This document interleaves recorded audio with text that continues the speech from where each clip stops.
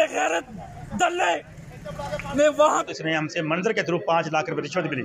Humble request to वज़ीर आला Punjab and secretary health. Corona vaccine के हवाले से मुनक़दा मीटिंग में डिप्टी कमिश्नर और DHO के दरमियान तल्ख़ कलामी के बाद सूरत-ए-हाल संगीन हो गई है।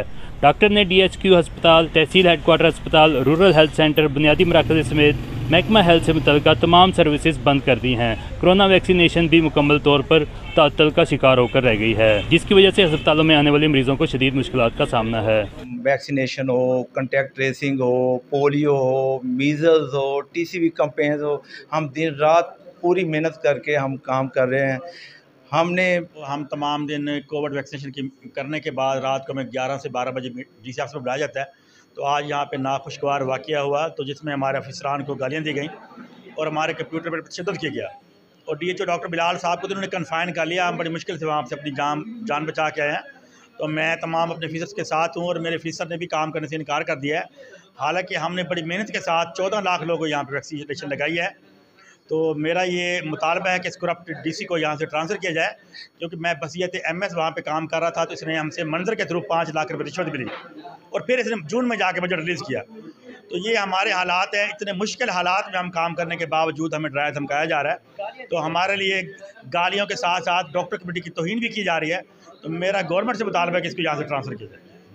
कोई संडे नहीं देखा, कोई मुहर्रम की छुट्टियां देखी। हमारी टीमें संडे में भी काम करती रही हैं और DC साहब हमारे आके हमारे सारे ऑफिसर्स को गालियां देते थे। हमारे DHO के साथ, हमारे डिप्टीज़ के साथ, हमारे CO के साथ बहुत बदतमीज़ी की है और उनको कहा है कि इनको बुलाएं, मेरे गार्ड को इनको गोली मार दें सबको।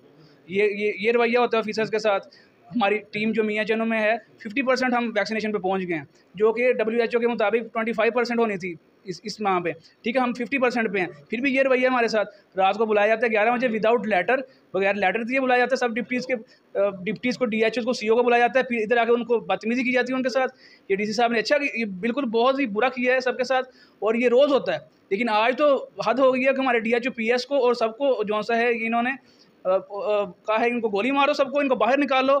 और ये जो सा ये रवैया होता है ऑफिसर्स के साथ।